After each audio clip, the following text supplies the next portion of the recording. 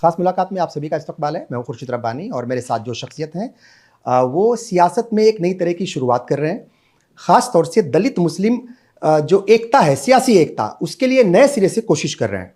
Member parliament हैं और बहुत जुझारू लीडर हैं, यंग लीडर हैं और बड़ी मजबूती के साथ ख़ास तौर से दलितों के और मुसलमानों के हुकूक की आवाज़ उठाते हैं, पार्लियामेंट में भी और पार्लियामेंट के बाहर भी। चंद्रशेखर आज़ाद साहब इस वक्त हमारे साथ हैं। आपका इस्तकबाल है, कैसे हैं आप? बहुत धन्यवाद, शुक्रिया आपका। क्या कहेंगे, बहुत मतलब ढीली ढीली सी आवाज आ रही है, क्या वजह है? जो दिल्ली का जो प्रदूषण है उसका असर है या जो मुल्क के अंदर जो सियासी प्रदूषण और नफरत की जो हवा चल रही है उसका असर है? ये भाईचारे का असर है। अगर सामने उसी सोच का व्यक्ति बैठा होता तो जवाब ऐसा ही होता। अब जो सामने बैठा है वो सोच का नहीं है, तो ये भाव अच्छे हैं जी। अगर कोई नफरत फैलाने वाला पत्रकार बैठा होता तो शायद उसे मेरी एक एक सेकंड का एहसास हो। रही बात दिल्ली के प्रदूषण की, ये चिंतनीय है, इसको इग्नोर नहीं किया जा सकता क्योंकि लोगों की जान का सवाल है। और माहौल की बात है तो इस माहौल का सामना इस हल्के आवाज से नहीं हो सकता, उसका सामना करना हम लोग जानते हैं। और पार्लियामेंट हो या सड़क, उसका मुकाबला हम उसी आवाज़ में करते हैं जिस आवाज़ में बहरों को सुनाना पड़ता है। शहीद आजम सरदार भगत सिंह ने कहा था कि बहरों को सुनाने के लिए धमाकों की जरूरत होती है, तो लगातार हम लोग को काम करते रहते हैं। सबसे बड़ा मसला आज के समय में संभल का है।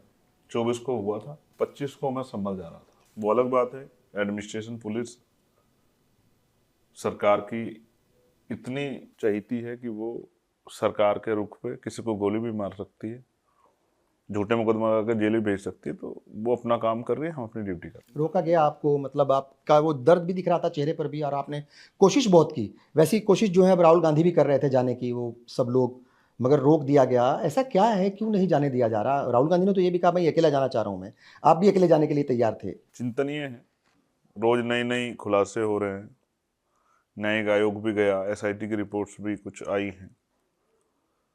जिस तरह के हालात हैं और जिस तरह एडमिनिस्ट्रेशन और पुलिस का रवैया है, उसके बाद पुलिस और एडमिनिस्ट्रेशन पे भरोसा करना जनता के लिए कठिन है। और जनता नहीं, सिर्फ ये संभल की जनता के लिए नहीं कह रहा, उत्तर प्रदेश के नहीं, देश भर की जनता के लिए कठिन है।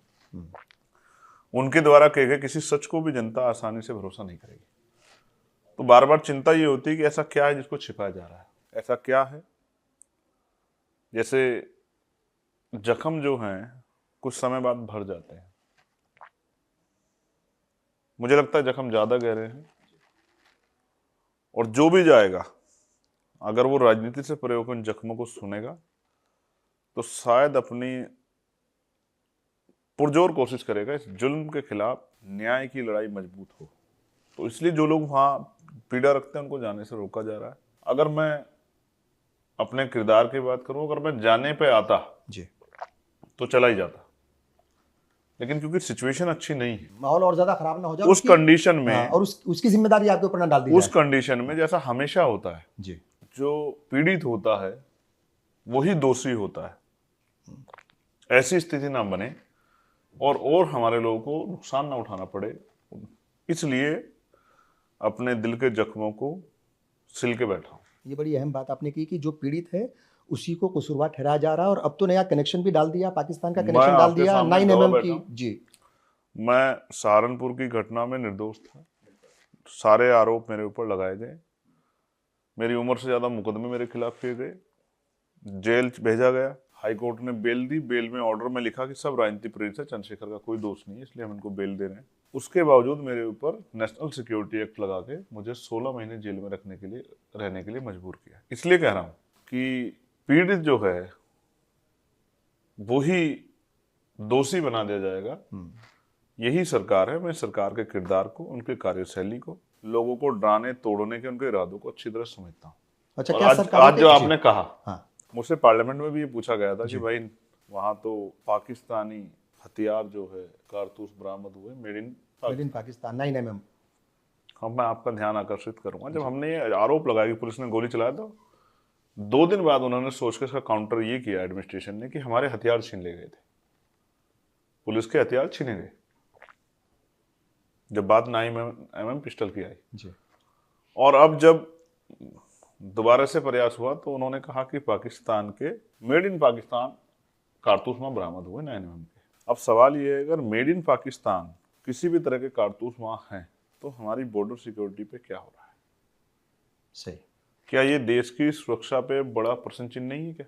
क्या ये देश की सुरक्षा के साथ खिलवाड़ नहीं है क्या? फिर वहाँ की LIU, वहाँ की IB, वहाँ की इंटेलिजेंस, वहाँ की पुलिस, वहाँ का एडमिनिस्ट्रेशन वो क्या कर रहा मसाला कूट रहा था क्या? गरम मसाले, उनको नहीं पता क्या हो रहा है? कैसे चलाओगे स्टेट, कैसे चलाओगे डिस्ट्रिक्ट, अगर आपको इतनी बड़ी घटनाओं की जानकारी नहीं? और खैर बीजेपी के राज में तो अच्छा हुआ मेड इन पाकिस्तान है, मेड इन फिलिस्तीन नहीं है। सरकार का बस चलता तो ये वेपन मेड इन फिलिस्तीन भी हो सकते थे, पुलिस का बस चलता तो मेड इन ईरान भी हो सकते थे। तो यहाँ की सरकार की पहुंच पाकिस्तान तक ही है, तो इसलिए आसान है ये कि पाकिस्तान का हाँ, नाम ले दो तो फिर सारी चीजें जो है एंगल ही दूर हो जाता है। एंगल बदल जाएगा, और जो मुसलमानों के खिलाफ अगर जो गुस्सा है एक तो ज्यादा बढ़ेगा, वो फिर अगर कुछ लोगों के दिलों के तो अंदर संपैथी अभी भी थी। हमदर्दी है वो भी खत्म हो जाएगी इसके जरिए। देखो होता क्या है, हम टीवी देखते थे, टेररिस्ट दिखाया ऐसा जाता है, उसकी वेशभूषा ऐसी होती है कि उसको दाढ़ी होती है, उसने सर पे टोपी पहनी होती है, और धार्मिक जो इस्लाम को मानने वाले लोग जिस तरह की अपनी इबादत करते हैं, नमाज पढ़ना या उस तरह का नारा वो करना, तो वो उसको स्ट्रक्चर में उस तरह से फिट करते हैं कि जो जनरल आदमी है, जो बहुत कुछ नहीं जानता, वो उस वेशभूषा को देख के समझता है कि शायद ये टेररिस्ट हो सकता है। बिल्कुल। तो हमने कई तरह से इस देश की सभ्यता पे हमला किया है, और सभ्यता के आधार पे भी उनसे जिनसे राजनीतिक नफा नुकसान है। आज कई जगह से सुनने को मिलता है, महिलाएं कहती हैं हम देख के डर जाते हैं, इस तरह की वेशभूषा, इस तरह के जो शक्ल जो है ये बनाया गया है। और मीडिया का बड़ा रोल है इसमें। सारी मीडिया नहीं कह सकता, पेड मीडिया का बड़ा रोल है, जिनकी तनख्वाह लाखों रुपए में है, जिनके ऑफिस हम भी जाते हैं, 5 स्टार होटल जैसे हैं, इनके ऑफिस में कई कई हजार कर्मचारी हैं, अब उनको तनख्वाह कहाँ से देंगे? इतनी सुरक्षा तो शायद हम पे भी नहीं जितनी सीनियर पत्रकारों के पास है, या उसके मालिकों के पास, और जितना ऐड उनको मिलता है कई कई सौ करोड़ रुपए का। अब ये इसलिए तो नहीं मिलता कि वो सरकार की बुराई करें। अगर मैं आपको तनख्वाह दूंगा तो इसलिए तो नहीं दूंगा कि आप किसी और का काम करें। सही। मैं अगर आपको कुछ देता हूं तो उसके बदले में कुछ चाहता भी तो हूं आपसे। तो आज की मीडिया का काम यह है कि सरकार के हर झूठ को सच साबित करना, और सरकार की हर कमी को उनकी सफलता बताकर जनता के सामने रखना, ये मीडिया का चरित्र हो गया। इसलिए मीडिया से कोई उम्मीद नहीं है। अच्छा बताइए साहब, ये जो हम देख रहे हैं कि चाहे वो हिमाचल हो जहां कांग्रेस की हुकूमत है, या फिर उत्तराखंड जहां बीजेपी की हुकूमत है, या फिर उत्तर प्रदेश, कोई सा भी सूबा हो, ये हिमाचल का नाम लेना इसलिए ज़रूरी था क्योंकि वहाँ पर कांग्रेस की एक सेकुलर पार्टी की हुकूमत है जो सेकुलरिज्म का अलंबरदार खुद को कहती है। मगर मुसलमान के हालात जस के तस वैसे के वैसे ही हैं, चाहे वो राजस्थान की बात कर लें, उत्तर प्रदेश की बात कर लें, मध्य प्रदेश की बात कर लें। वजह क्या लगती है? लोग जानना चाहते हैं कि मुसलमानों से पिछले 12-15 साल में या 20-25 साल में ऐसा कौन सा बड़ा गुनाह हो गया, कौन सी बड़ी गलती हो गई, कौन सा कसूर उन्होंने कर दिया, कौन सा गलत कदम उठा लिया कि जिसकी वजह से हर कोई तकरीबन हर कोई उनके खिलाफ आ खड़ा हुआ है। जब मैं सच कहूंगा तो ये बगावत होगी, शायद बहुत सारे लोगों को अच्छा ना लगे। जब सुबह मुझसे पूछा गया कि एक बड़ी पार्टी के बड़े नेता को रोका गया है, आप क्या कहना चाहते हो, तो मैंने उनसे कहा, मैं 5 बार 2022 के समय में 22 और 23 स्टार्ट जी। जालोर राजस्थान गया, या मटकी छूने पे हाँ। इंद्र मेघवाल की हत्या हुई थी। ट्रेन से उतरा, पुलिस ने एयरपोर्ट पर अरेस्ट किया, वापस दूसरे प्लेन से टिकट कराई, जबरन प्लेन में बिठवाया, प्लेन दिल्ली। और हुकूमत थी गहलोत साहब की। मैं पूरी कर दूं बात। जी। फिर मैं दोबारा गया, वहां से पकड़ा, गाड़ी में बिठाया, थाने लाए, ट्रेन में बिठाया, पुलिस के लोग साथ भेजे, दिल्ली। फिर गया, फिर पकड़ा, प्लेन से नहीं जाऊंगा, ट्रेन जाऊंगा, तो गाड़ी में बिठाया, पूरे रास्ते गाड़ी में बीमार आदमी को लेके दिल्ली। फिर गया, और जैसा मैंने कहा अगर जाने पे आ गया तो जाऊंगा, लेकिन उन परिवारों को मुसीबत में नहीं डाल सकता संभल के अपने। तो फिर गया, तो फिर पकड़ा, और फिर दिल्ली लाके छोड़ा। तो मैंने उनसे कहा कि फर्क ये था कि सरकार कांग्रेस की थी। तो जब आप कोई काम करते हो तो आप दूसरे आदमी को मौका देते हो कि वो उसको दोहराए। यानी कि जब पहला दरवाजा आप खोलते हो तो आप फिर कहोगे दूसरे दरवाजे क्यों खुल गए, तो शुरुआत जब आपने की तो फिर आप किसी को कह नहीं सकते। तो हिमाचल में कांग्रेस की सरकार है, और कांग्रेस की सरकार में जिस तरह का सलूक मुसलमानों के साथ वहां हुआ, अगर मैं उस पर सच बोलूंगा तो बड़ी तकलीफ हो जाएगी सेकुलर लोगों को। 2027 के जो यूपी चुनाव है उसमें भी कुछ तकलीफ हो जाएगी? और मैं झूठ बोलूंगा तो मुझे तकलीफ हो जाएगी। तो जिनको तकलीफ होती है हो, सच ये है कि जो माहौल भारतीय जनता पार्टी ने बनाया उसी पिच पे जाके कांग्रेस ने कई बार खेलने का काम किया। 2024 का एकमात्र चुनाव ऐसा चुनाव है जिस चुनाव में बीजेपी को मजबूर किया गया कि वो आके इस देश की जो मंडल की पॉलिटिक्स है उस पर आके अपनी बात रखे। वरना उससे पहले सभी पार्टियों ने जो स्थापित दल थे बीजेपी के पिच पे जाकर खेला और पिट कर आए। जैसे अभी इंडिया की टीम पिटी थी ना हमारी जी, रोज सोचते थे क्योंकि हम इतना प्रेम करते हैं। मीटिंग में होते, मेरे अच्छी तरह याद, इलेक्शन चल रहा था तो भी बार बार चेक करते क्या हाल है क्या हाल है। सुबह आउट होकर बैठ जाते, कभी 100 पे, कभी 125 पे, कभी 160 पे, और दूसरी टीम 300-400 की लीड लेती। तो जब हम उनकी पिच पे जाके खेलते हैं तो फिर हम पिट के आते हैं, जब हम पे कोई स्ट्रेटेजी नहीं होती, कोई पॉलिसी नहीं होती। अब आके पहली बार मंडल की पॉलिटिक्स जिसपे हम लोग लंबे समय से बहुजन आइडियोलॉजी पे काम कर रहे हैं, जिसके विषय है जातिगत जनगणना, जिसके विषय है सामाजिक न्याय, जिसका विषय आरक्षण, जिसका विषय है सरकारी नौकरी, जिसका विषय है कमजोरों पे हिंसा, जिसका विषय है जातिगत गैर बराबरी, जिसका विषय है सामाजिक न्याय और उसमें भी इन वर्गों की भागीदारी। इस पे आके जब खेले तो भारतीय जनता पार्टी को परेशानी खड़ी हुई और एक अच्छा रिजल्ट आया। लेकिन जैसे चुनाव खत्म हुआ तो फिर आप वहीं चले गए। मगर हरियाणा और जो महाराष्ट्र के जो रिजल्ट्स आए हैं, क्या लगता है वो जो फॉर्मूला था वो यहाँ फिट नहीं बैठ पाया, काम नहीं किया उस फॉर्मूले ने? तो मैंने कहा कि जब 2024 का चुनाव खत्म हुआ जी। तो फिर अपनी उस पे चले गए, पिच पे, फिर वही उसी पिच पे जाके खेले। वही क्या मतलब, क्योंकि वही अडानी? बड़ा हौसला चाहिए। देखो अडानी, देखो आपको मुझे सुनेंगे लोग एक बार, 20 बार फोन पलटेंगे तो उनके सामने मेन स्ट्रीम मीडिया के 20 चैनल आएंगे। सही। और जो पूरे दिन हिंदू मुसलमान मंदिर मस्जिद चला रहे हैं, तो जो दिखेगा वही बिकेगा। जितनी बार ये बात सामने जाएगी उतनी बार लोगों के दिमाग में, जहन में ये बात पुख्ता होगी कि देश में क्या चल रहा है। क्योंकि मीडिया ही चलाती है, मीडिया ही दिखाती है, मीडिया ही आदमी को, अच्छे खासे निर्दोष व्यक्ति को विलन बना देती है। मीडिया ट्रायल है, और बहुत बड़े विलन को साधु बनाती है मीडिया ही। सही। तो इसलिए उस पिच पे शायद उनके सलाहकारों ने कहा होगा कि पिच ठीक पिच नहीं। तो 2024 के जो परिणाम होने थे हो गए। अब आप इस पिच पे मत जाओ, तो फिर दूसरी पिच पे चले गए, दूसरी पिच पे गए। अब आपने अडानी के लिए कहा, अडानी पे मैं बहुत जोर जोर से बोल सकता हूँ और मेरा बस चले तो अडानी के घर के बाहर जाकर धरना कर लूं। लेकिन मुझे ये बताओ, जिस देश में जितने परसेंट वोट लेके गवर्नमेंट एब्सोल्यूट मेजॉरिटी की सरकार बनाती है, उसके लगभग लोग वोट ही नहीं करते उतने परसेंट। जैसे उदाहरण के तौर पे इस बार लगभग 65% पोलिंग हुआ जी। और 35-36% वोट बीजेपी को मिला। और ओवरऑल जो पोलिंग हुआ वो 62-65 के लगभग हुआ जी। तो 35% लोगों ने तो वोट ही नहीं किया। जिन 35% लोगों ने वोट नहीं किया, ये कौन लोग हैं? और अगर ये पोल करते 99-98% पोल होता तो परिणाम क्या होते? तो मैं इसलिए कह रहा हूं ये बात आपसे, ये जो पिच है भारतीय जनता पार्टी की, धर्म की पिच, जहां आप इस पे जाओगे वहां आप बीजेपी से मार खाकर आओगे। और मार भी ऐसी वैसी नहीं, तगड़ी, जैसी मध्य प्रदेश में खाई थी, जैसी हरियाणा में खाई थी, महाराष्ट्र में भी, और जैसी महाराष्ट्र में खाई। बिल्कुल। एक चीज इस पे मुझे कहनी है, आज मैं गिड़गिड़ा के नहीं कहूंगा कि सबको अलायंस में लेना चाहिए, करना चाहिए, वो फैसले उनके। हम बाबा साहब अम्बेडकर को मानने वाले लोग हैं, मानव काशीराम साहब, उनको किसी ने रास्ता नहीं दिया, उन्होंने अपने रास्ते स्वयं बनाए। जब हम लोकसभा का चुनाव लड़ रहे थे, हमें हराने के लिए एडी चोटी का जोर विपक्ष और सत्ता पक्ष के दोनों लोगों ने लगाया। उस दिन हमें बात समझ आई, कोई किसी को, जैसे गुरु गोविंद सिंह जी ने कहा, कोई किसी को राज ना दियो, कोई किसी को ताज ना दियो, जो लियो साढ़े निजबल लियो, जिसमें दम होगा वो अपने आप देगा, कोई किसी को देगा नहीं।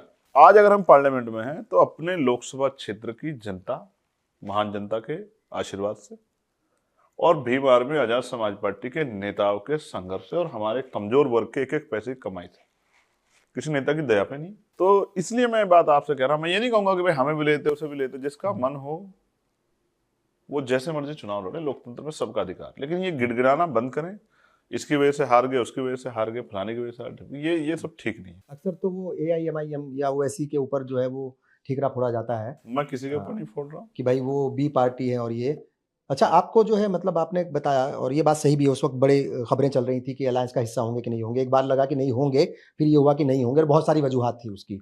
सिंबल का भी शायद कोई इशू था और बहुत सारी चीज़ें होंगी अंदर की। फिर ये भी होता है कि नौजवान एक लीडर है, वो उभर रहा है, कैसे जो है उसको रोका जाए, वो तमाम जो है सियासत में तमाम चालें चली तो जाती फिर हैं। रोक क्यों नहीं लिए? वही तमाम चालें चली जाती हैं, वो कामयाब होती हैं, नहीं होती हैं, एक अलग बात है। मगर आपने कहा कि भाई अवाम ने जिताया, सारी बातें हुई और आपने अपने दम पर आगे बढ़ कर के दिखाया और शायद यही वजह है कि हरियाणा में फिर वहाँ की जो लोकल पार्टी थी, वो आई आपके पास। वैसे ही जो है कोशिश महाराष्ट्र में भी हुई।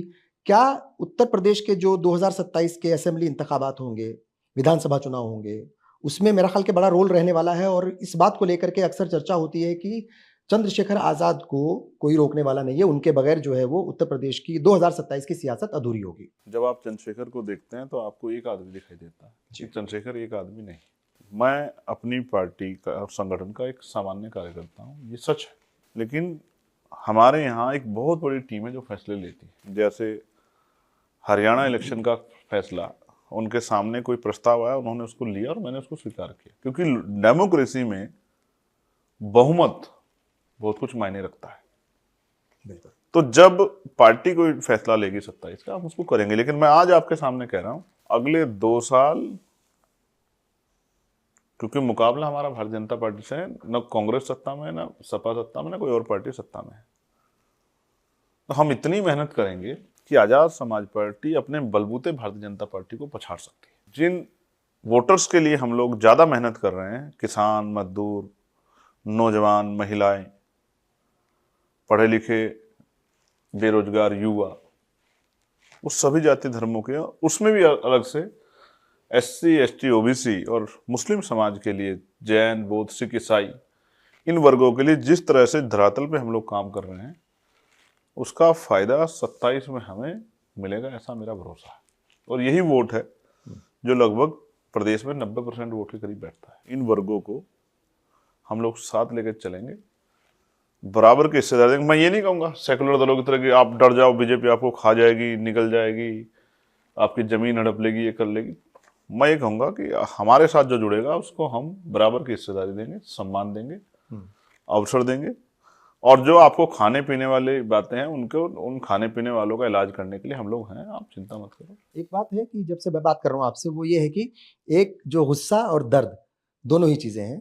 जितना गुस्सा बीजेपी के लिए है, तकरीबन उसके आस-पास ही गुस्सा जो है सेकुलर पार्टियों के लिए भी है। नहीं, बिल्कुल नहीं है। उनके पास है क्या जो मैंने तो गुस्सा हो जाओ? हमारे लोग तो वोट देके वो कर रहे थे। चलो इस देश की सबसे बड़ी सेकुलर पार्टी के लिए 2 शब्द कह देते हैं। जिस दिन दलित मुस्लिम उनके वोटर थे और ब्राह्मण उनका नेता था, तब तक उन्होंने राज किया देश में।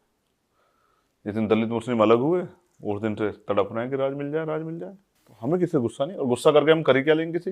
ये दलित मुस्लिम एकता जो है, सियासी एकता खास तौर से, इसकी कोशिशें हुई हैं। काशीराम से भी शुरू हुई हैं, मतलब काशीराम साहब से, और फिर मायावती ने आगे बढ़ाई और अब जो अलंबरदार हैं उसके, ऐसा कहा जा रहा है, ज़्यादातर लोग ये मानते हैं कि चंद्रशेखर आज़ाद हैं, उसको आगे लेकर के बढ़ रहे हैं। आपको लगता है कि क्या ये कामयाब हो पाएगी? चूँकि एक शिकायत मुस्लिम तबके की ये रहती है कि मुस्लिम वोटर्स जो हैं वो वोट देते हैं या मुस्लिम वोट ट्रांसफ़र होता है, अगर दलित कैंडिडेट भी है सामने, मगर मुस्लिम कैंडिडेट अगर है किसी भी पार्टी से, मोटे तौर पर ये देखा गया पिछले 12-15 साल में कि दलित वोट ट्रांसफ़र नहीं होता। 2019 में बड़ी पार्टियों का गठबंधन हुआ उत्तर प्रदेश में, हमने उनको समर्थन किया और सीटें वो जीते जिन पे दलित मुस्लिम बाहुल्य थे। जिन पे दलित मुस्लिम बाहुल्य नहीं थे, वो सीटें नहीं जीते। पहली बात, मैं सिर्फ दलित मुस्लिम पे काम नहीं कर रहा हूँ। दलित मुस्लिम हमारी पार्टी का आइडियोलॉजिकल बेस वोट है। हम पिछड़े वर्ग के लोगों को भी साथ लेकर चल रहे हैं, उनकी हिस्सेदारी और सम्मान के साथ। रही बात इसकी, उदाहरण के तौर पे मीरापुर का लोकसभा विधानसभा का रिजल्ट आप ले लीजिए जी। आपने कहा ट्रांसफर नहीं होता है। प्रत्याशी जाहिद हसन थे, वहाँ की जनता की डिमांड पे थे कि लोकल नेतृत्व होना चाहिए, बाहर के लोग आते लड़के जीत जाते हैं, और लगभग 23,000 वोट मिला है। मुस्लिम वोट जो है, ओवरऑल परसेंटेज 57% वोट पड़ा है, और मुस्लिम गांव के हिसाब से जब हम देखते हैं, सर्वे करते हैं, तो 45 से 50% के बीच में वोट पड़ा है। 1.25 लाख के करीब मुस्लिम वोट है, लगभग 75,000 करीब वोट पड़ा होगा। 75 से भी कम ही पड़ा, क्योंकि बहुत गुंडागर्दी हुई है। और मैं तो अक्सर समझता हूँ कि संभल उसी को छिपाने का एक जरिया है, रास्ता बनाया है। लगभग 55,000 करीब समाजवादी पार्टी को वोट मिले, और लगभग 18,000 के करीब AIM, IM की पार्टी को वोट पड़े। कितना हो गया? लगभग 73,000 के करीब। ये बात मैंने आपको इसलिए बताई कि ट्रांसफर ना होने वाला जवाब है मेरा ये, कि फिर जाहिद हसन साहब को वोट किसका मिला। होता है ट्रांसफर। नहीं नहीं, सिर्फ ट्रांसफर नहीं होता है, दलित समाज इसके साथ खड़ा होता है, पूरे भरोसे के साथ खड़ा हो, जिसका हाथ पकड़ता है पूरे भरोसे। उन्होंने मेरी एक आवाज पे वोट दिया जाहिद हसन साहब को। जाहिद हसन साहब अपने लोगों में विश्वास पैदा नहीं कर पाए। अगर जाहिद हसन साहब को के वोट इधर होते तो बीजेपी में और हम में कड़ी टक्कर होती। ये जानते हुए भी नहीं कर पाए विश्वास कि जिस पार्टी को वोट दे रहे हैं उनके पास प्लस वोट कोई है ही नहीं, तो इनको पूरा वोट दे दोगे तो भी नहीं जीतेंगे। तो अगर वो हम पे भरोसा करेंगे तो वो निराश नहीं होंगे। उनके कहता ना, एक पंथ दो काज। बड़े दुश्मन के तौर पे जो उनको नुकसान पहुंचा, भारतीय जनता पार्टी के लोग भी घर बैठेंगे और उनकी सियासी ताकत भी बनेगी। और जब उनके पास सियासी ताकत होगी तभी तो नए अवसर खुलेंगे। और ये सभी समाजों के लिए, पिछड़े वर्ग के लोगों के लिए भी, अल्पसंख्यक लोगों के लिए भी, मुस्लिम समाज के लोग और दलित समाज के। जब तक दलित समाज सियासी ताकत नहीं होगी तो उनके बच्चों को जो हम करना चाहते हैं पॉलिसी बना के, अच्छी एजुकेशन, अच्छी हेल्थ, रोजगार, जुल्म जाति के जो मिल हो रही है उसकी खात्मा, नए अवसर, उद्योग धंधे कैसे पहुंचेंगे उन तक जब उनके लोग पॉलिटिकल पावर में नहीं होंगे। तो हम अपनी ड्यूटी कर रहे हैं और धीरे धीरे लोगों को बात समझ आएगी कि किस गठजोड़ के साथ जीता जा सकता है। बिल्कुल ठीक है। आने वाला कम समय आजाद समाज पार्टी का है उत्तर प्रदेश में। ये बात हम 2026 के आधे 26 में, यानी कि मार्च के लगभग, हर आदमी के मुंह से कहलवा देंगे। जो भी पॉलिटिकल थोड़ी बहुत भी सोच रखता होगा वो ये बात 2026 में जैसे मार्च का महीना आधा होगा वो खुद से कहने लग जाएगा कि इस बार आजाद समाज पार्टी के साथ ही मेन मुकाबला होगा। आप देख लें ऐसे क्या कदम उठाने वाले हैं। वो आपको बता दे तो फिर बीजेपी के लोग अभी से पीछे पड़ जाएंगे। अच्छा ठीक है, एक बात और होती है। उठाने तो हैं, हाँ बिल्कुल ठीक है, बताने नहीं। हाँ उठाने हैं, बताने नहीं। नहीं ठीक है, ठीक है, हर चीज़ बताई भी नहीं जाती और हर चीज कैमरे पे नहीं बताई नहीं, जाती। बिल्कुल ठीक है, बिल्कुल सही है। ये बताइए, बहुजन समाज पार्टी और मायावती, लोग कह रहे हैं कि रिप्लेसमेंट है आज़ाद समाज पार्टी और चंद्रशेखर आज़ाद। बहन जी हमारे लिए सर्वमान्य नेता, कल भी थी आज भी है। बहुजन समाज पार्टी से हमारी कोई लड़ाई नहीं, हम अपना काम कर रहे हैं। उदाहरण के तौर पर मैं बताता हूँ कि मैं गांव से दिल्ली आना चाहता था जी, और जिस साधन से आ रहा था, मेरठ में आके वो साधन इस हालत में चला गया कि उससे आगे का सफर नहीं हो सकता है। अब मेरे पास दो रास्ते हैं, क्या तो मैं सफर पूरा ना करूं या मैं मंजिल छोड़ के उसी सफर पे रुक जाऊं जहां मैं हूं, जिसको मैंने आपको कहा सफर ना पूरा करूं। और दूसरा, मैं उस सफर को पूरा करने के लिए अगर कुदरत ने मुझे दिमाग दिया तो मैं कोई दूसरा रास्ता खोजूं। तो जिन वर्गों की मैं बात कर रहा हूं उनके हालात बहुत खराब है, उनके दिल्ली आने का रास्ता भी दूर है, दिल्ली की मंजिल दूर है और उनको सफर करना है। तो उनके लिए व्यक्ति इंपॉर्टेंट नहीं, विचार इंपॉर्टेंट है। जिस विचार की शक्ति से वो जानवरों के जीवन से इंसानों का जीवन प्राप्त कर पाए, तो वो उनको पता है किसके साथ खड़े होकर, किस व्हीकल का सहारा लेके वो अपना सफर पूरा कर सकते हैं, कैसे मंजिल तक पहुंचना है, किसके जरिए वो मंजिल इंपॉर्टेंट नहीं है, विचारधारा बहुत, किसके जरिए वो मंजिल पे पहुंच सकते हैं। आज अगर 10 साल ये हालात रहे तो किसी दलित पिछड़े के बच्चे को सरकारी नौकरी नहीं मिलेगी, और नौकरी नहीं मिलेगी तो 400 रुपए की मजदूरी से वो कभी मुख्य धारा में नहीं आ पाएगा। तो हाथ पे जिसको 80 करोड़ लोगों में जिनको सस्ता राशन दिया जाता है या फ्री राशन दिया जाता है, वो कौन लोग हैं? जातिगत जनगणना की मांग इसलिए कर रहे हैं कि लोगों को पता लगे, देश में जानकारी हो, फिल्टराइजेशन हो कि किसने देश के लिए क्या किया और किसको क्या मिला और किसने क्या खोया। 75 साल बाद आकलन तो होना चाहिए। बिल्कुल सही। वो तभी होगा जब जातिगत जनगणना होगी।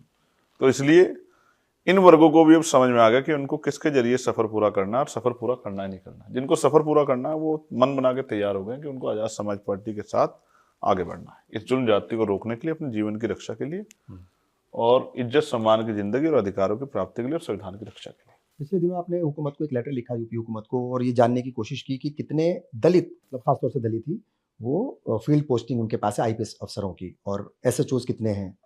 लोगों की ये भी शिकायत थी कि भाई मुस्लिम भी आपकी तरफ बड़ी ही, मतलब यानी उम्मीद से देखते हैं। उनके बारे में जानकारी लेने की आपने मतलब जहमत ही नहीं उठाई। पिछड़े और मुस्लिम वर्ग की संख्या की जानकारी के लिए भी लेटर लिखा है। जो दलित है और आदिवासी वो एक कैटेगरी में आता है, और जो मुस्लिम है, जिन मुस्लिमानों को रिजर्वेशन का लाभ मिलता है संवैधानिक अधिकार का, वो बैकवर्ड कैटेगरी में आता है, ना कि शेड्यूल कास्ट में। तो बैकवर्ड कम्युनिटी में आने वाले दलित मुस्लिम समाज के लोग और पिछड़े वर्ग जो अपने आप को हिंदू पिछड़े वर्ग के उसमें जोड़ते हैं, सूची में संकलित हैं उनको क्या हिस्सेदारी मिल रही है, उनकी क्या संख्या है, इसका लिए भी मैंने एक लेटर लिखा है।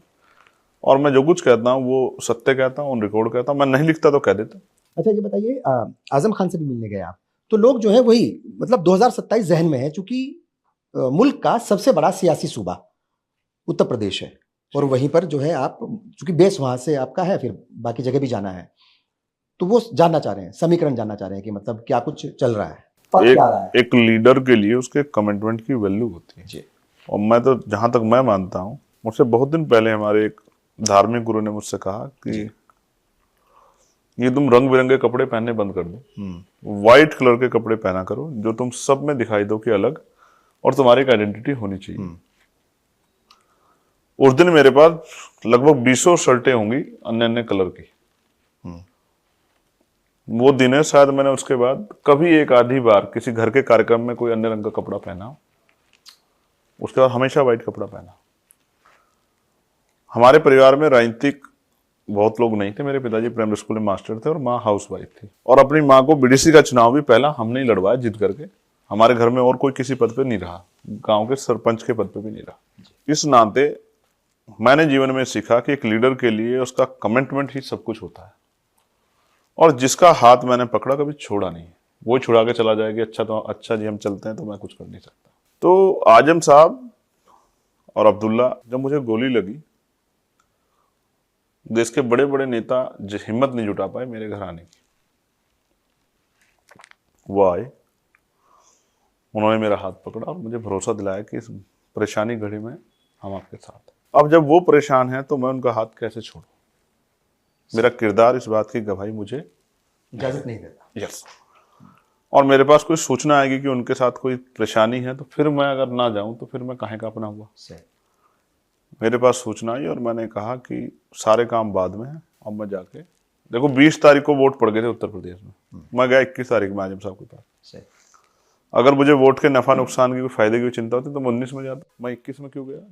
इसलिए गया कि मेरे जो कमिटमेंट है वो मेरी ताकत है, उनको नहीं मैं छोड़ सकता। जैसे बुद्ध ने कहा है पंचशील, वो चरित्र निर्माण करते हैं, तो कहते हैं कि बिकना नहीं है, तो जब बिकना नहीं है तो फिर कीमत चाहे कुछ भी हो, और अगर आप में चरित्र नहीं है तो इस कीमत की जगह थोड़ी सी और बढ़ जाएगी तो बिक जाओगे। तो जब बिकना नहीं तो नहीं बिकना, किसी भी कीमत पर नहीं बिकना। क्या बातें हुई थी आजम साहब से, कुछ मतलब परेशानी का इजहार उन्होंने किया, और क्या अपनी खुद की पार्टी से भी कुछ शिकायत? ये भी मेरा किरदार मुझे गवाही नहीं देता। कुछ बातें जो बता सकते हैं? नहीं, जख्मों को दिखाने से उनको हवा लग जाती है, वो गहरे हो जाते। मरहम रखा आपने अपनी बातों से, यकीन दिलाया, मैंने उनको भरोसा दिलाया कि मेरे खून का कतरा भी अगर आखिरी आपको चाहिएगा, मुझे जरूरत होगी और आपको जरूरत होगी तो मैं आपको दूंगा, अपने हिस्से में रखूंगा, इस बात का मैं आपको विश्वास दिलाता हूं। स्वास्थ्य कैसा है उनका, अगर लोग जानना चाहेंगे कम से कम? हाँ, स्वास्थ्य अच्छा नहीं है, उनकी आंख में दिक्कत है और इलाज की व्यवस्था सरकार नहीं करा पा रही। मुझे इस बात का दुख है, मैंने उस दिन कहा भी था, मैं बस यही फिक्र कर सकता हूँ कि वो कुदरत उनको सही सलामत उनके परिवार में वापस लौटा दे। ये जो हालात, जैसे मैंने पहले भी सवाल किया था, ये हालात क्यों बने, मुसलमानों से क्या खता हो गई, ये जो भी हालात हैं, आपको लगता है ये दौर जो है ये कब तक चलेगा? ये मुसलमान कहते हैं कि भाई हमारा जो है ये इम्तिहान का दौर है, ये बने नहीं। हाँ वही मैं जानना चाह रहा हूँ। लोग कहते हैं मतलब मुसलमान नहीं, हमारे इम्तिहान का दौर है, फिर वो कहते हैं कि ये तो मुश्किलों का दौर है, कोई बात नहीं, गुजर जाएंगे। अगर सही अच्छे कहता वक्त बिल्कुल सही नहीं कहता है ना, बिल्कुल तो कुछ लगता है कुछ टाइम लिमिट आपको लगती है कि इतने वक्त के बाद ये हालात ठीक होने शुरू हो जाएंगे?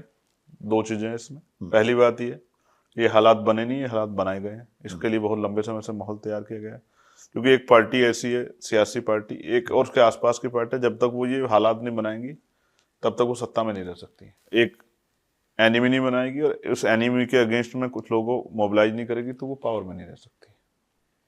जैसे अभी आरएसएस के सबसे बड़े नेता ने कहा कि बच्चे पैदा करने चाहिए, तो मेरा सवाल ये है उनसे कि जब कहते हैं आप कि सब हिंदू और हिंदुओं की आबादी भारत में 100 करोड़ से पार है, भाई मुसलमानों के बाद आप सबको हिंदू कहते हैं, और क्या आप कहते भी हैं, हम कहते हैं कि नहीं हम दलित हैं, पिछड़े हैं, आप कहते हैं नहीं सब हिंदू हैं। तो फिर अचानक से ऐसा क्या हुआ कि इतनी संख्या होते भी आपको ज्यादा संख्या बढ़ाने की लगी है?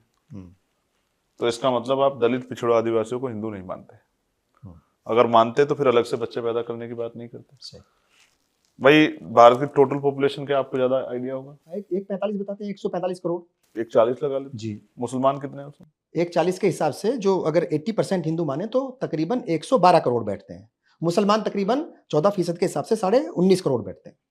अब आप आइडिया लगा लो, 1,112,00,000 और 19 करोड़, और जब मान लो ऑल 20 मान लो, हाँ और अगर एक 10 ही मान लो, सही, तो ये कम से कम 5 गुने तो है।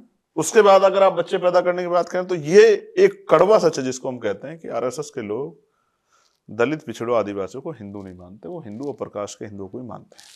इसलिए वो प्रार्थना भी प्रकाश के हिंदुओं से ही कर रहे हैं, क्योंकि दलित पिछड़ों के तो बच्चे खूब हैं, वो उन्हीं से प्रार्थना कर रहे हैं कि भाई आप लोग भी ज्यादा बच्चे पैदा करो। ये एक ऐसा सच है जो दलित पिछड़ों आदिवासियों जितना जल्दी समझ जाए उतना बेहतर होगा।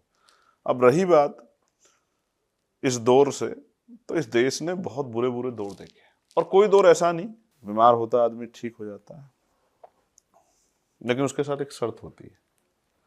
एक बीमारी होती है जिसकी लिमिट होती है कि ये इतना ही नुकसान पहुंचा, एक बीमारी होती है जिसकी लिमिट बहुत, कोई लिमिट नहीं होती, जो आपकी जान पे भी मुसीबत पैदा कर सकती है। ये जो बीमारी इस समय देश को लगी है लाइलाज, इसके लिए लोगों को प्रबंध करने पड़ेंगे। जैसे कोई अगर हाथ टूट गया है तो आप इस भरोसे नहीं छोड़ सकते कि भाई अपने आप जुड़ जाएगा, तो आपको डॉक्टर के यहाँ जाके सही, उसमें एक्सरे करवा के उसको जुड़वा के और फिर प्लास्टर करवाना पड़ेगा, कच्चा फिर पक्का, तो एक समय पे आके जुड़ेगा। तो मैं ये कह दूं कि भाई जैसे लोग कहते हैं कि भाई मुस्लिम इस्लाम धर्म के लोग कहते हैं कि सब खुदा के भरोसे छोड़ दे, खुदा अपने आप हो जाएगा, वैसा नहीं होने वाला। नहीं, उसने एहतियात बताई है, सही है, रास्ते बताए हैं, और उन्होंने जो है आपको समझ दी है, बुद्धि दी है, और फिर बड़े आलिम लोग दिए हैं, बड़े सामाजिक लोग दिए हैं कि उनकी बात को आप सुन के समझ कर पिछली चीजों को भी समझ के आप आगे बढ़ सकते हैं। सही, ये सभी के लिए, हर धर्म के लिए। तो आपको रास्ते तो हैं, किरदार भी हैं, बस आपको पहचान कर उनके साथ खड़ा होना है, दौर खत्म ठीक हो जाए। क्योंकि लोग ये कहते हैं कि अक्सर बुरा वक्त आता है चला जाता है, और पहले भी ऐसे हालात अपने रहे आप हैं, नहीं जाता। अपने आप नहीं जाता, और पहले भी ऐसा कहते हैं कि पहले भी ऐसे हालात हुए हैं, लेकिन पहले ऐसे हालात जो इस वक्त दिख रहे हैं, देखिए इस कदर नफरत एक कम्युनिटी से कि कुछ लोग ही आते थे, अब तो खवातीन मतलब महिलाएं भी सामने आ गई हैं, मतलब एक बिल्कुल रोड पर आकर के आपकी कुछ मुखालफत भी में। ये वो हाँ, दौर है जी, जो बड़ा खतरनाक है, और हमें इसका सामना हिम्मत से करना पड़ेगा। जब हम हिम्मत से सामना करेंगे और उस तरह के वो बनाएंगे, जैसे नगीना ने एक सबक दिया है उत्तर प्रदेश को जी, कि अगर इस समीकरण पे आप लोग काम करो, किसान, दलित, मुसलमान, पिछड़े जुड़ जाओ, तो भाजपा आपसे कई कई लाख वोट पीछे रहेगी। और ये पूरे पश्चिम के और पूर्वांचल के पूरे समीकरण यही है। बस लोगों को समझना है कि कुदरत ने उनको इशारा दे दिया, जैसे आपने कहा रास्ते दिखाता ऊपर वाले ने रास्ता आपको दिखा दिया कि इस अलायंस को आप बना लो और समझदार दिखा के मिलकर आगे बढ़ो, भारतीय जनता पार्टी सत्ता साफ हो जाएगी। और भारतीय जनता पार्टी जुल्म जो कर रही है वो सत्ता के दम पे तो कर रही है, सत्ता जब उन पर रही तो कैसे जुल्म करते हैं। मगर मैंने हिमाचल का बोला आपको, हिमाचल में तो बीजेपी की तो सरकार हिमाचल है। से उनको भी हटा देंगे जिनका दिमाग खराब हो गया। जिसका दिमाग खराब होगा जनता सबको हटा देगी। आपने तो पहले ही कह दिया कि वो उसी पिच पे जाकर के खेल रहे हैं। एक सवाल सर और आता है, और वो ये है कि भाई जब भी मुसीबत में आता है अकलियती तबका, तो जो सेकुलर हिंदू हैं और जो वोट करते हैं सेकुलर पार्टियों को, वो उस वक्त क्यों मतलब फिर सड़कों पर नहीं आते बड़ी तादाद में? जिस तरीके से बड़ी तादाद में एक भीड़ जाती है, नफरत के नारे लगाते हुए आगे बढ़ती है, तो उसके जवाब में सेकुलर लोग सड़कों पर क्यों नहीं आते? जिम्मेदारी सिर्फ चंद्रशेखर आजाद की नहीं है, बहुत सारे लोग जिम्मेदार हैं उनके जो वोटर्स हैं उनको लाने के लिए। मैं अपनी जिम्मेदारी ले सकता हूँ जी, उनकी सियासत लंबे समय से ऐसी रही है। डर नहीं दिखाएंगे तो उनको भी वोट नहीं मिलते, उनको अपना काम करने दे। अब जब लोगों पे चंद्रशेखर आजाद है, उनको काहे की जरूरत है किसी और की? काहे किसी का इंतजार करना कोई आएगा? ठीक जब है समय आएगा तो चंद्रशेखर तो आएगा ही। यहाँ एक नारा लगता है जी, राजस्थान में, हारे का सहारा, खाटू श्याम जी। जी, तो यहाँ तो सबके लिए उत्तर प्रदेश में चंद्रशेखर आजाद है। किसी कमजोर को अकेला समझने की जरूरत नहीं। बिहार में आजाद समाज पार्टी है, विधायक ना हो, सांसदों की संख्या बहुत ना हो, डबल डिजिट में ना हो, विधायक एक भी ना हो, लेकिन फोर्स बहुत मजबूत है। अपने हकों के लिए, कमजोर वर्गों के हकों के लिए, संविधान की रक्षा के लिए किसी से भी टकरा सकती है। जेल मुकदमों से नहीं डरते हमारे लोग। अब देखो हम ही थे ना, सारी पार्टियां तो यहाँ उत्तर प्रदेश में। 3 तारीख को मेरे जन्मदिन पे मैंने उनसे कहा कि सबकी इच्छा थी कि भाई हम बड़ा कार्यक्रम करें, आपका जन्म सेलिब्रेट करें। हमने कहा जन्मदिन का तोहफा अगर देना चाहते हो तो मजबूत आंदोलन करो पूरे उत्तर प्रदेश में, हर जिला मुख्यालय पर। और किया उन लोगों ने संभल के विषय को लेकर। और किसी सेकुलर पार्टी में हिम्मत हो तो करवा दो, हम भी देख लेंगे। तो ये बताइए साहब, ये वक्त अमेंडमेंट बिल को लेकर के भी तशवीश है, मतलब थोड़ा लोग कश्मकश में कि होगा क्या? आप पार्लियामेंट में हैं और जेपीसी का पूरा मामला है, उसको वक्त भी उसका बढ़ा दिया गया, क्या लगता है, क्या कहेंगे, कुछ जानकारी? सब सरकार के हाथ में है। सरकार चाहती है जेपीसी में जाए तो जेपीसी में चला गया, और बाकी जो सरकार जब तक चाहेगी जेपीसी में रहेगा सरकार टाइम किसने बढ़ाया? हाँ ठीक है, हुकूमत में हुकूमत जो चाहेगी, इतनी मेजोरिटी में है, वो करेगी। लेकिन कुछ दलों का रोल वहां बड़ा खतरनाक था जेपीसी में, जेपीसी से पहले भी जी। जब ये बिल पार्लियामेंट में आया था, उनको भी इनके बारे में भी जनता को सोचना चाहिए। रही बात, जब ये संभल और सर्वे पे जिस तरह के ऑर्डर बीजेपी शासित सरकारों में आ रहे हैं, उसके बाद वक्फ पे चिंता बढ़ जाती है कि जब यहाँ जो कानून है वर्शिप एक्ट 1991, उसको नजरअंदाज देके निचली अदालतें फैसला दे सकती हैं, और हालात की परवाह ना करे हुए डीएम कमिश्नर और एसएसपी जाके जो है एक ही दिन में एक्स पार्टी ऑर्डर पे कमेटी बना के जांच करा सकते हैं, तो फिर वक्फ के तौर पे इंसाफ कैसे होगा? इस बात की चिंता भी सब लोगों में है कि जब ये पूरे ऑर्डर सर्वे कमिश्नर से हटके डीएम को चले जाएंगे तो डीएम तो फिर क्या होगा? बिल्कुल सही। अब ये चिंता और पुख्ता हो जाती है संभल के, अजमेर शरीफ के और कई ऐसे मामलों के बाद। इस पे मेरा कहना है कि लड़ेंगे हम लोग, सड़क से लेकर संसद तक लड़ेंगे। लड़ाई है, लंबी है और बहुत मुश्किल है। मुश्किल तो कोई काम नहीं, रोटी भी खाने के लिए जोर तो लगाना पड़ता ही है। अगर किसान खेत में मेहनत ना करे तो अनाज कहाँ से आएगा? कोई भी काम आसान नहीं है। लोग अपने बच्चों का पेट पालने के लिए 8 घंटे मेहनत करते हैं, गालियाँ खाते हैं, परेशानी उठाते हैं। अपने लोगों को इज्जत की ज़िंदगी दिलानी है तो लड़ना तो पड़ेगा। फिर काहे की परवाह करना? जिसे जान प्यारी हो वो मैदान में ना उतरे, घर में बैठ कर आराम करें। बाकी हम लोग हैं लड़ने के लिए। हमसे बात की बहुत बहुत शुक्रिया। बहुत धन्यवाद आपका भी, आपके लिए भी मंगल कामनाएं। Thank you.